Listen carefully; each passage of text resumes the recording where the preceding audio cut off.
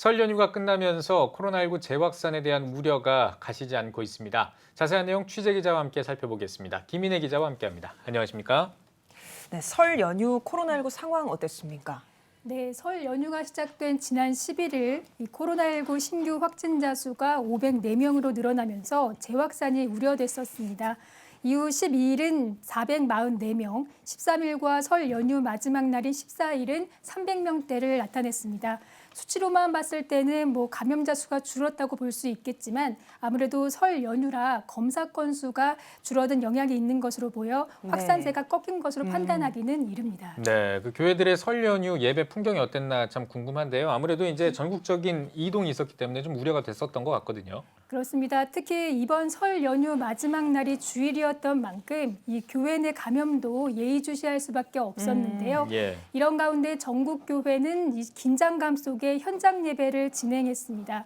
대부분의 교회들은 정부가 제시한 기준에 맞게 수도권은 좌석수의 10%, 나머지는 20%까지 성도들이 참석하는 현장 예배와 함께 온라인 생중계를 병행했습니다. 네. 현장 예배를 앞두고 입장하는 성도들의 체온을 일일이 확인하고요. 예배당 안에선 최대한 멀찍이 떨어져 앉았습니다. 제가 찾았던 교회의 수용 인원은 최대 300명인데요. 예배 참석자는 30명 이내로 거리 두기 2.5단계 방역 수칙인 10%를 넘지는 않았습니다. 또 현장 예배 상황이 여의치 않은 교회들은 가정 등에서 소규모로 예배를 드리기도 했습니다. 네, 이런 가운데 정부가 거리 두기를 한 단계씩 완화했는데요. 교회 거리 두기는 어떻게 조정했나요? 네, 약 70일 만입니다. 15일부터 새로 적용되는 거리 두기는 한 단계씩 내려가는데요. 수도권은 2.5단계에서 2단계, 네. 비수도권은 2단계에서 1.5단계로 완화됩니다. 이에 따라 교회 현장 예배도 15일부터 이 참석 가능 인원 조정이 좀 됐는데요. 수도권의 경우 좌석 수의 20%, 비수도권은 30%로 확대됐습니다. 여기서 한 가지 유의할 부분은 교회의 재적이나 출석 인원이 기준이 아니라 좌석 수입니다. 이 수치는 교회마다 많이 다를 수 있기 때문에 유의해야 할 것으로 보입니다. 그리고 이 100석 미만의 경우 수도권은 20명 이내 참여가 가능한데요. 이용자가 2m 이상 거리 두기 유지를 준수한다는 전제하에 허용하도록 했습니다. 네, 또 이 밖에도 주의해야 될 것이 있다면 어떤 것들이 있는지 전해주시죠. 네, 정규 예배 이외의 각종 대면 모임이나 행사, 또 식사 등 접촉이 높은 활동은 금지되고 예. 숙박도 금지됩니다. 네. 특히 큰 소리로 함께 기도하거나 암송, 이 찬양대 활동을 할 수 없고요.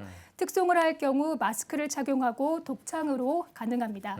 또 찬양팀의 경우 노래는 하지 않고 예배 진행이 필요한 음악 연주만 가능합니다. 예. 네, 3차 유행의 불씨가 여전히 있는 만큼 계속적인 노력이 필요할 것 같습니다. 또 다른 소식을 살펴보면요. 설 연휴에 안타까운 소식이 있었죠. 그렇습니다. 이 여의도 순복음교회 조용기 원로 목사의 사모이자 한세대학교 김성혜 총장이 지난 11일 별세를 했습니다. 지병으로 서울대학교 병원에서 치료를 받아왔지만 끝내 회복하지 못하고 하나님의 품에 안겼습니다. 김 총장은 여의도 순복음교회를 세운 최자실 목사의 딸로 1965년 이화여대 피아노과를 졸업하고 미국 맨해튼 음악대학원 석사와 오럴 로버츠 대학교 목회학 박사 학위를 받았습니다. 2001년부터는 한세대 총장을 역임해 왔습니다. 네, 서울대병원에 마련된 빈소에 다녀오셨다고 들었습니다. 어땠습니까? 네, 빈소에는 고인을 추모하기 위한 조문객들의 발길이 이어졌습니다. 이 교계 지도자들을 비롯해서 각계 인사들이 조문을 했고요. 문재인 대통령과 정세균 국무총리는 빈소에 조화를 보내 고인을 추모했습니다. 또 살아생전 김 총장과 함께 후학 양성에 매진했던 교수들, 또 그의 제자들도 빈소를 찾았는데요. 그들은 한국 교계와 신학 교육을 위해 애쓰고 공헌한 이 귀한 분으로 기억하고 있었습니다. 이야기 들어보시죠. 네.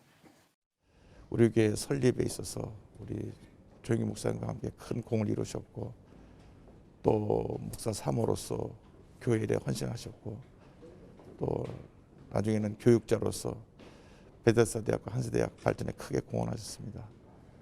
참 안타깝고 슬픈 마음이지만 온 가족들이 그 이루신 뜻을 잘 받들어서 잘 이어나가길 간절히 기도합니다. 교육자로서 또 목회자로서 또 자선 사업가로서 학교와 또 지역 사회를 위해서 많은 일들을 해오셨습니다.